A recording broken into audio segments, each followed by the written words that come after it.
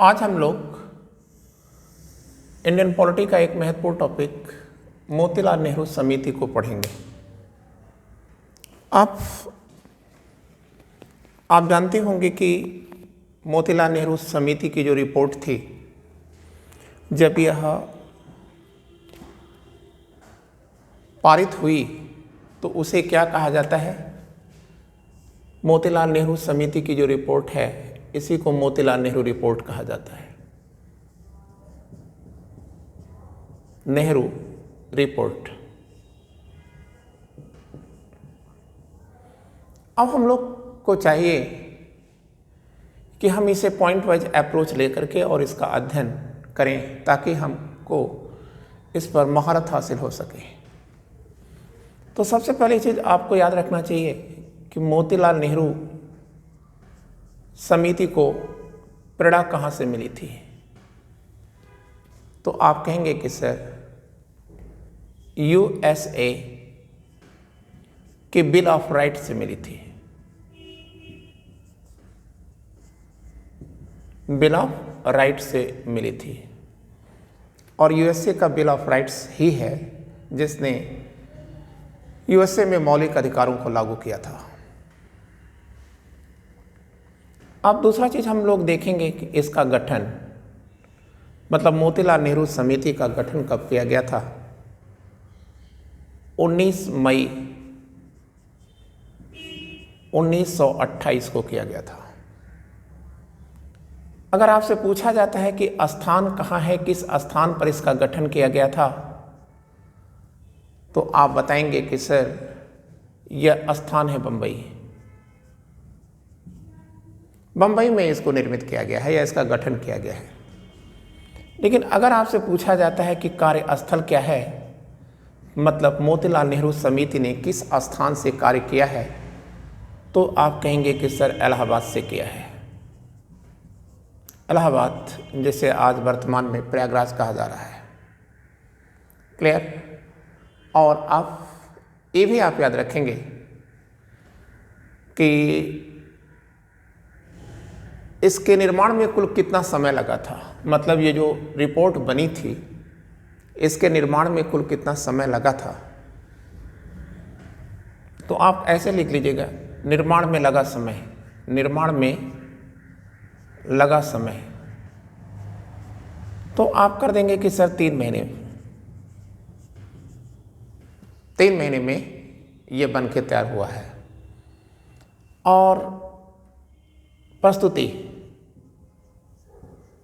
तो आप याद रखिएगा प्रस्तुति में हम क्या बताने जा रहे हैं कि कांग्रेस के मंच पर इसे कितनी बार प्रस्तुत किया गया था। तो आप याद रखिएगा कि कांग्रेस के मंच पर इसे 2 बार प्रस्तुत किया गया है। क्लियर? पहली बार इसे कहाँ प्रस्तुत किया गया है? आप कहेंगे लखनऊ में। लखनऊ में कब किया गया है? तो आप बताएंगे कि सर 28 से 30 अगस्त 1928 को प्रस्तुत किया गया है। ये इसका कच्चा मसौदा है, मतलब आप कह सकते हैं कि ड्राफ्ट है ये। और अंतिम बार या दूसरी बार इसे कहाँ प्रस्तुत किया गया है? आप कहेंगे कि सर कलकत्ता कांग्रेस अधिवेशन में रखा गया है। कलकत्ता कांग्रेस अधिवेशन में रखा गया है। कब रखा गया है? तो आप कहेंगे कि दिसंबर 1928 में इसे रखा गया था। आपने ये 2 पॉइंट याद रखा और आप कल्पना कर रहे होंगे, सोच रहे होंगे कि हम कितने महत्वपूर्ण टॉपिक पर चल रहे हैं। क्लियर? और अब हमारे सामने एक और चीज आती है, वो क्या है? तो बच्चों आपको याद रखना है कि या एक और पॉइंट आप इसमें कर लीजिएगा, मोतीलाल नेहरू समिति की स्थापना का निर्णय कब लिया गया था? स्थापना का निर्णय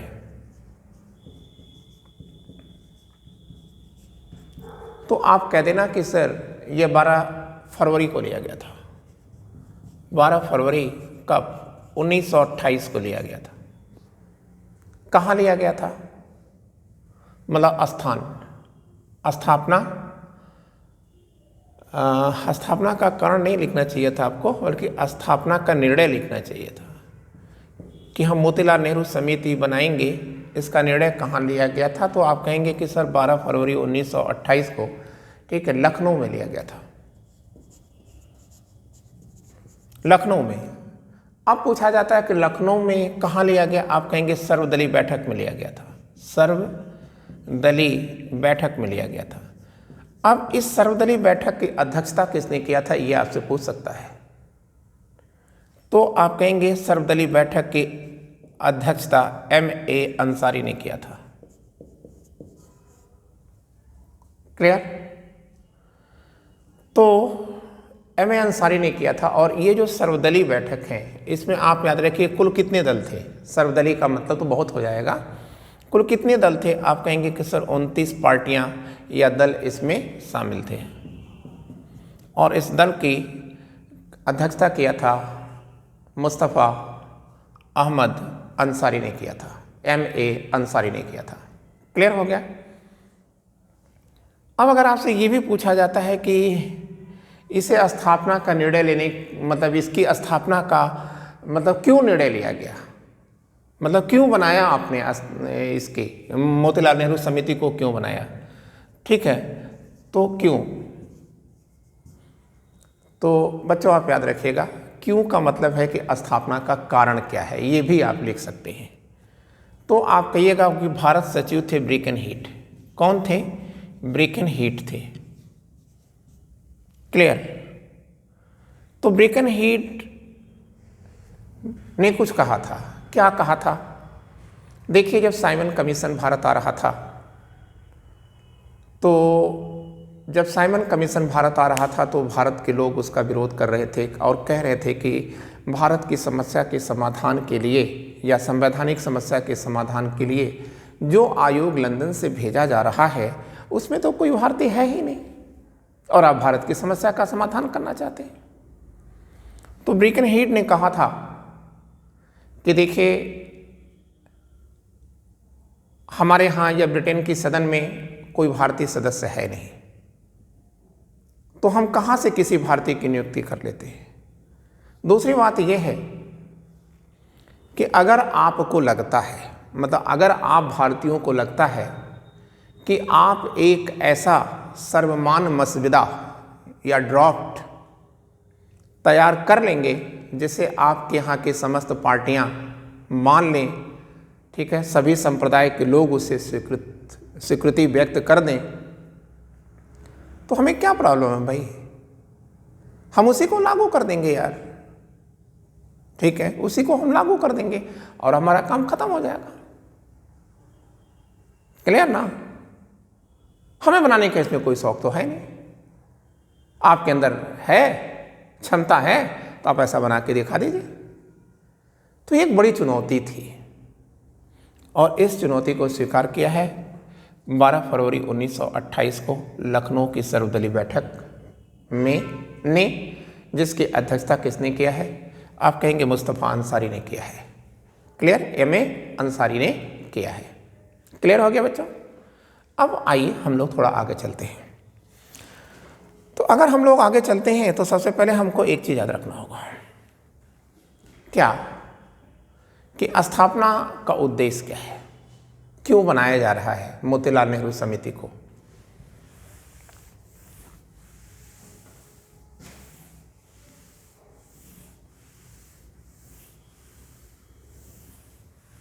तो आप हेडिंग डाल दें, स्थापना का उद्देश्य।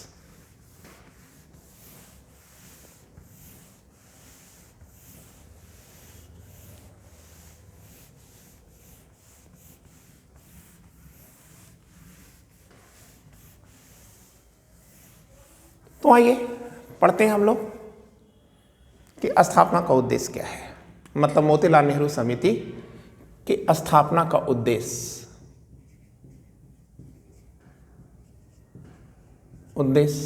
ये क्या है। तो एक बात याद रखिएगा, ये देखिए हमने लिख दिया भारतीय संविधान।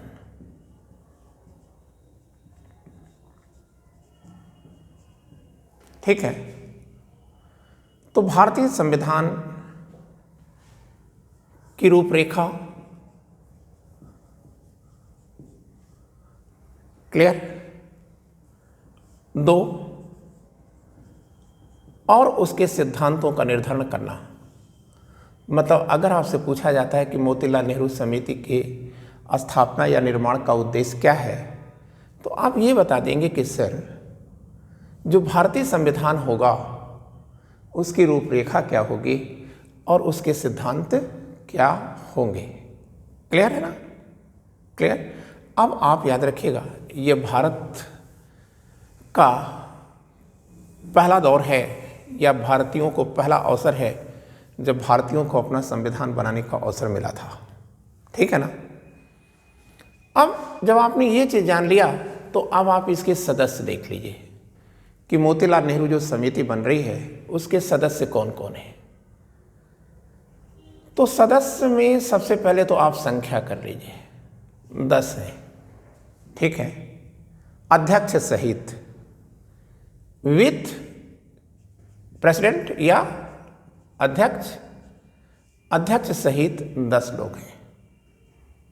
क्लियर। इसका अपना एक सचिव है। ठीक है, तो सचिव तो सदस्य होता नहीं भाई, वो तो एक कर्मचारी हो गया ना। तो सचिव इसके एक हैं। तो ये सचिव कौन है? जवाहरलाल नेहरू है, JL नेहरू है। ये मेंबर नहीं हुए, ये सदस्य नहीं है, ये तो सचिव है। ठीक है, और ये नेहरू जी किससे थे? आप कहेंगे कि सर ये कांग्रेस पार्टी से थे। अध्यक्ष कौन था? इसका अध्यक्ष आप कहेंगे जवाहरलाल नेहरू के पिता मोतीलाल नेहरू इसके अध्यक्ष थे। नेहरू इसके अध्यक्ष थे और इन्हीं के नाम पर इसे मोतीलाल नेहरू समिति या मोतीलाल नेहरू रिपोर्ट के नाम से जाना जाता है। और ये किस पार्टी से थे? तो आप कहेंगे कि सर ये तो स्वराज पार्टी से थे। क्लियर हो गया। अब हम लोग देखते हैं कि अन्य सदस्य कौन हैं। अन्य सदस्य, तो बच्चों अगर हम अन्य सदस्य की बात करें तो सबसे पहले हमको देखना होगा मुस्लिम लीग को। तो मुस्लिम लीग से 2 सदस्य हैं। एक कौन है? आप कहेंगे कि सर अली इमाम सर हैं और दूसरे शुएब कुरैशी सर हैं। अली इमाम और दूसरे शुएब कुरैशी है। ये आपने जान लिया कि मुस्लिम लीग का रिप्रेजेंटेशन कर रहे हैं मोतीलाल नेहरू समिति में 2 लोग, एक इमाम सर और दूसरा कुरैशी सर। अब बात हम लोग करते हैं, मुस्लिम लीग की बात कर दिए तो इनका जो सबसे ज़बरदस्त विरोधी है वो कौन है? हिंदू महासभा की बात कर लेते हैं। तो यार हिंदू महासभा की तरफ से 2 ही सदस्य हैं। ठीक है, एक हैं माधव श्री हरि एनी, माधव श्री हरि एनी, और दूसरे हैं MR जयकर,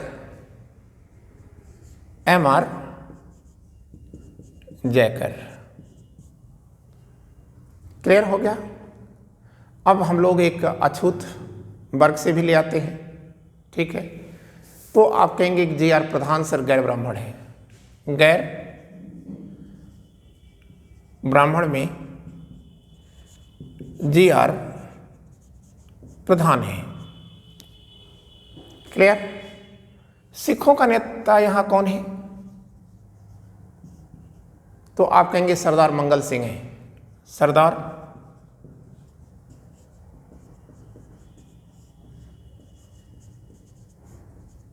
मंगल सिंह है। ठीक है, और इसके बाद लिबरल पार्टी, भारतीय लिबरल पार्टी या उदारवादी दल से, भारतीय उदारवादी दल, इसका नेतृत्व कर रहे हैं TV सप्रू या तेज बहादुर सप्रू कर रहे हैं।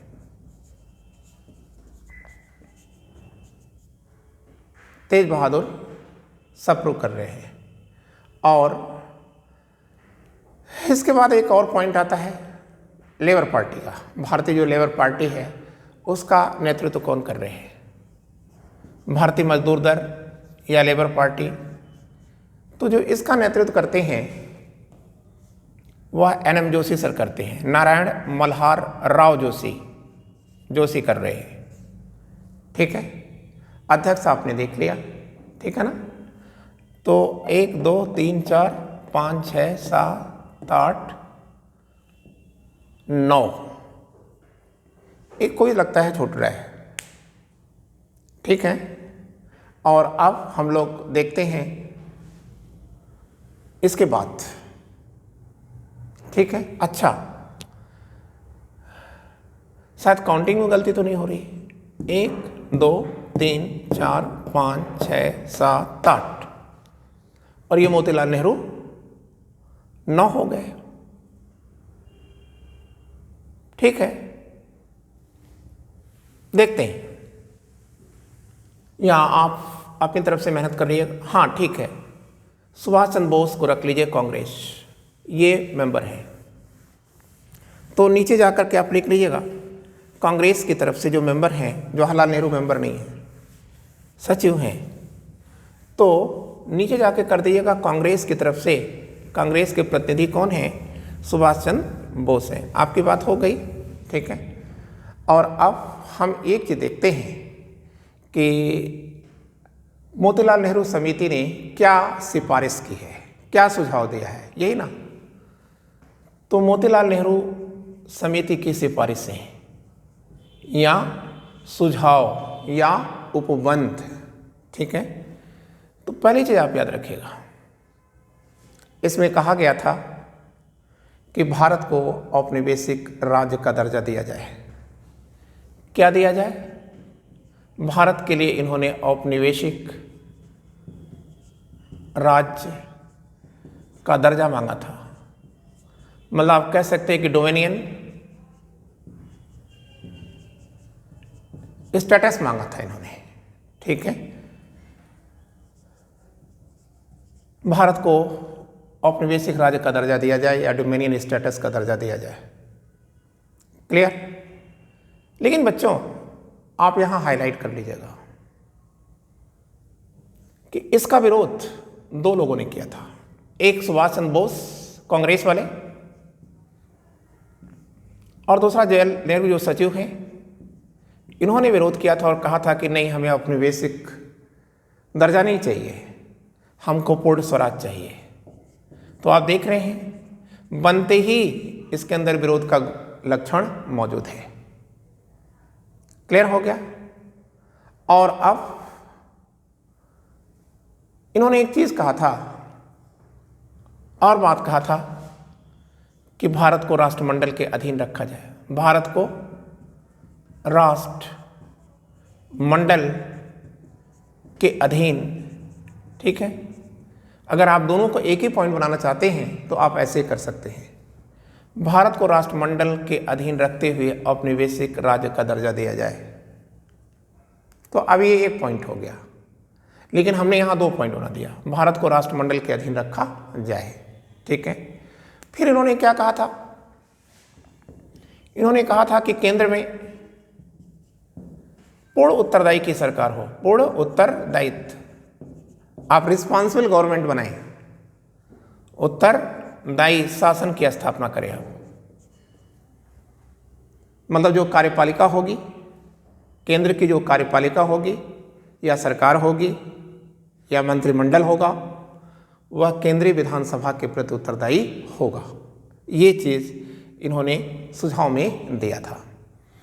अब इन्होंने कहा कि जो वाइसराय हैं इनकी क्या स्थिति होगी। इनका कहना है कि वाइसराय संवैधानिक प्रमुख हो, संवैधानिक प्रमुख हो, जैसे वर्तमान में भारत का राष्ट्रपति संवैधानिक प्रमुख हो। इसका मतलब क्या हो गया बच्चों? इसका मतलब यह है कि वाइसराय महोदय खुद शासन नहीं करेंगे, ठीक है, अपितु अपनी कार्यपालिका के सुझाव पर शासन करेंगे, ठीक है। वाइसराय महोदय संवैधानिक प्रमुख होंगे और जब वो संवैधानिक प्रमुख हैं तो इसका मतलब ये है कि वह संविधान के अनुसार शासन करेंगे। तो संविधान क्या कहता है कि वाइसराय कोई भी निर्णय अपनी कार्यपालिका के सुझाव पर ही लेंगे, ये इन्होंने कहा था। क्लियर? फिर प्रांतों के संदर्भ में इन्होंने क्या विधान लाया था, क्या सुझाव दिया था? प्रांतों के संदर्भ में इन्होंने क्या व्यवस्था दिया? तो बच्चों इन्होंने कहा था कि देखिए एक काम आप कर दीजिए। पहला काम तो आप एक काम ये कर दीजिए कि जो बम्बई है, बम्बई प्रांत है, ये बहुत बड़ा प्रांत है, आप इसको बांट दीजिए, ठीक है? और सिंध को एक नया प्रांत बना दीजिए। क्लियर ना? आप समझ गए ना कि एक तो इन्होंने ये कहा था प्रांतों के संदर्भ में कि साहब आप सिंध प्रांत बनाइए। दूसरी बात इन्होंने कहा था कि आप कन्नड़ भाषा के आधार पर, मतलब भाषा के आधार पर आप कर्नाटक नाम का एक नया प्रांत बनाइए,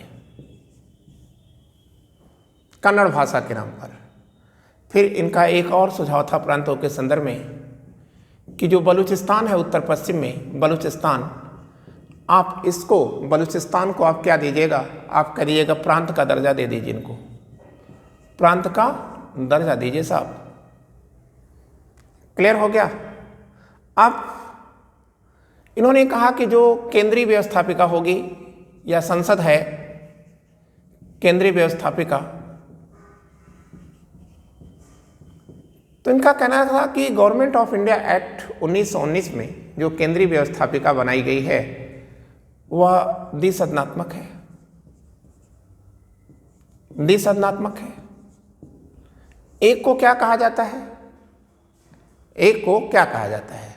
तो आप कहेंगे कि सर एक को सीनेट कहा जाता है और दूसरे को प्रतिनिधि सभा या रिप्रेजेंटेटिव सभा कहा जाता है, प्रतिनिधि सभा कहा जाता है, ठीक है? तो यार ये तो ऑलरेडी है, ठीक है? तो इन्होंने कहा कि इसमें चेंज इन्होंने क्या बात किया था, इन्होंने कहा था कि सीनेट के कुल 200 सदस्य होने चाहिए और जो कार्यकाल होना चाहिए इसका ये 7 वर्ष का होना चाहिए, ठीक है? और जो प्रांतीय सभा होनी चाहिए इसके कुल 500 सदस्य होने चाहिए और इसका कार्यकाल कितना होना चाहिए? आप कहेंगे कि सर 5 वर्ष का होना चाहिए, मतलब 7 वर्ष इधर कर दिया और 5 वर्ष इधर कर दिया, ठीक है? फिर इन्होंने कहा कि जो अवशिष्ट शक्तियां हैं, रेजिड्यू पावर है, जिनका उल्लेख न तो केंद्रीय सूची में है, न समवर्ती सूची में है, न राज्य सूची में है, तो जो अवशिष्ट शक्तियां हैं ये अवशिष्ट शक्तियां किसके पास आनी चाहिए? आप कह दीजिएगा सर ये केंद्र के पास आनी चाहिए, मतलब केंद्र में ही होनी चाहिए। इतनी बातें उन्होंने कहा। फिर उन्होंने कहा कि सर्वोच्च न्यायालय पर उन्होंने क्या विधान लाया था, तो इनका कहना था सर्वोच्च न्यायालय या सुप्रीम कोर्ट, इनका कहना है कि भारत का अपना एक सुप्रीम कोर्ट होना चाहिए या सर्वोच्च न्यायालय होना चाहिए, सुप्रीम कोर्ट होना चाहिए, ठीक है? और फिर इन्होंने ये कहा था कि इसी के अंदर मतलब न्याय की सर्वोच्च सत्ता नीत होनी चाहिए। और फिर उन्होंने कहा कि लंदन में जो आपने प्रिवी काउंसिल बना रखा है, ठीक है, आप इस प्रिवी काउंसिल को समाप्त कर दीजिए, मतलब प्रिवी काउंसिल को समाप्त करने की इन्होंने बात कही थी, ठीक है? अब एक चीज उन्होंने और कहा था कि जो कार्यकारिणी होगी, केंद्रीय कार्यकारिणी की बात करा जाए। आइए देखते हैं मोतीलाल नेहरू रिपोर्ट में क्या क्या चीज़ें रखी गई हैं, ये सब चीज़ें हम लोग पढ़ रहे हैं। तो हम लोग एक चीज़ और याद रखेंगे, इनका कहना है कि जो कार्यकारिणी होनी चाहिए, ठीक है, तो केंद्रीय कार्यकारिणी मतलब सेंट्रल एग्जीक्यूटिव कार्यकारिणी शक्ति यह किसमें होनी चाहिए? यह सम्राट में होनी चाहिए। केंद्रीय कार्यकारिणी की शक्तियां ये किसमें होनी चाहिए? सम्राट में होनी चाहिए। और इस शक्ति का प्रयोग कौन करेगा? ठीक है, तो आप कहेंगे इस शक्ति का प्रयोग वाइसराय महोदय सम्राट के प्रतिनिधि के रूप में करेंगे, वाइसराय महोदय करेंगे, महोदय करेंगे। क्यों करेंगे? क्योंकि वो सम्राट के प्रतिनिधि हैं। ठीक है, फिर इनका ये कहना था कि वाइसराय की सहायता के लिए क्या होगा? आप कहेंगे कि एक मंत्रिपरिषद होगी। इस मंत्रिपरिषद के कुल कितने सदस्य होंगे? 7 होंगे, जिसमें से एक प्रधानमंत्री होगा या प्राइम मिनिस्टर होगा। क्लियर? फिर उन्होंने कहा कि प्रधानमंत्री का जो पद है या प्राइम मिनिस्टर का जो पद है, यह नियुक्ति का पद होना चाहिए। इसकी नियुक्ति होगी। कौन करेगा नियुक्ति? तो आप कहेंगे नियुक्ति वाइसराय करेंगे। नियुक्ति कौन करेगा? वाइसराय करेंगे। और इसी प्रधानमंत्री के सुझाव पर ये जो 6 मंत्री बनाए जा रहे हैं, ठीक है, मतलब ये 7 और 1 ये निकल गया, तो इनकी भी नियुक्ति प्रधानमंत्री के सुझाव पर जो 6 मंत्री आएंगे, इनकी नियुक्ति कौन करेगा? वाइसराय महोदय ही करेंगे। लेकिन कब करेंगे? आप कहेंगे कि सर ये इसके लिए प्रधानमंत्री की क्या है? सुझाव आवश्यक है। ठीक है, और प्रधानमंत्री के सुझाव पर ही वो मंत्रियों के कार्यों में, विभागों में बदलाव ला सकते हैं या उनके पद को खत्म भी कर सकते हैं। ठीक है, और अब ये जो मंत्रिपरिषद आएगी, ये मंत्रिपरिषद किसके प्रति उत्तरदायी होगी? ठीक है, तो इनका कहना है कि मंत्रिपरिषद यह केंद्रीय विधानमंडल के प्रति उत्तरदायी होगी। आज भी ऐसा ही है, संसद के प्रति या केंद्रीय विधानमंडल के प्रति उत्तरदायी होगी। ठीक है बच्चों, अब मुस्लिम प्रतिनिधित्व की बात इन्होंने कहा था, तो उन्होंने कहा था कि मुस्लिम को 25% आरक्षण होगा। लेकिन इनका कहना है कि मुस्लिमों को आरक्षण कहाँ दिया जाएगा? मुस्लिमों को आरक्षण कहाँ दिया जाएगा? तो इन्होंने कहा कि ऐसे क्षेत्र जहाँ मुसलमानों की आबादी 10% से कम है, वहीं पर आरक्षण दिया जाएगा। ठीक है, फिर उन्होंने कहा कि पंजाब में और बंगाल में जहाँ पर मुसलमानों का वर्चस्व है, बहुमत है, वहाँ मुसलमानों को आरक्षण क्यों दिया गया है? क्लियर? ये बातें उन्होंने कही थी। फिर उन्होंने कहा था कि उत्तर पश्चिम में हिंदू अल्पसंख्यक हैं, इसलिए हिंदुओं को आरक्षण दिया जाए। क्लियर हो गया? फिर उन्होंने सुझाव दिया था कि जो पृथक निर्वाचन है इसको बंद कर दिया जाए, क्योंकि इससे देश में, ठीक है, अलगाववादी प्रवृत्तियाँ विकसित होंगी और कल देश बंट जाएगा। ठीक है, झगड़े होंगे, सांप्रदायिक झगड़े होंगे। और उन्होंने कहा कि आप पृथक निर्वाचन को समाप्त करिए और संयुक्त निर्वाचन को अपनाइए। सब लोग संयुक्त रूप से अपने प्रत्याशी का चयन करें। तो इनका कहना था कि इससे ये होगा कि अलगाववादी जो प्रवृत्तियां सर उठा रही हैं, ये नहीं उठाएंगी। क्लियर? अब इन्होंने कहा कि निर्वाचन का आधार क्या होगा? तो उन्होंने कहा कि 21 वर्ष का जो व्यक्ति है, ठीक है, उसको राइट टू वोट होगा या मताधिकार होगा। फिर इन्होंने कहा कि जो राज्य का स्वरूप होगा, वह राज्य का स्वरूप धर्मनिरपेक्षता पर आधारित होगा। क्लियर? इन्होंने कहा कि देश की भाषा क्या होगी? तो इन्होंने कहा कि देश की भाषा हिंदी और इसकी लिपि देवनागरी होगी। भाषा क्या होगी? हिंदी होगी और लिपि उसकी देवनागरी होगी। फिर उन्होंने कहा था, मौलिक अधिकारों की मांग किया था इन्होंने कहा था कि कुल हमें 19 मौलिक अधिकार दिए जाने चाहिए। क्लियर? लेकिन बच्चों एक बात आप याद रखिएगा, जमींदारों के संदर्भ में इन्होंने बहुत ही भेदभाव की बात किया था। ठीक है, और इन्होंने कहा था कि भूमि संबंधी जो अधिकार हैं उस पर जमींदारों को असीमित अधिकार दिया जाए। मतलब जमींदारों को भूमि संबंधी असीमित अधिकार देने की दलील दिया था किसने? मोतीलाल नेहरू समिति ने। ठीक है, और अब आप याद रखिएगा, यही है मोतीलाल नेहरू समिति की रिपोर्ट ही मोतीलाल नेहरू रिपोर्ट के नाम से जानी गई। लेकिन इस रिपोर्ट का विरोध किसने कर दिया था? जाहिर सी बात है कि वो रिपोर्ट का विरोध कर देंगे। कौन कर देगा? तो आपको क्लियर ही है, मोहम्मद अली जिन्ना साहब कर देंगे। ठीक है, क्योंकि आपने पढ़ा है कि इसमें मुसलमानों का हित, ठीक है, क्या हो रहा था मुस्लिम लीग की नज़रों में या जिन्ना की नज़रों में क्या हो रहा था कि मुस्लिम लीग का हित मारा जा रहा था। ठीक है, हित तो नहीं मारा जा रहा था, लेकिन स्वार्थ मारा जा रहा था। ठीक है, तो ऐसी स्थितियों में आज आपको इतना ही, फिर हम लोग अगले दिन देखेंगे। ठीक है, आज इतना ही। Thank you.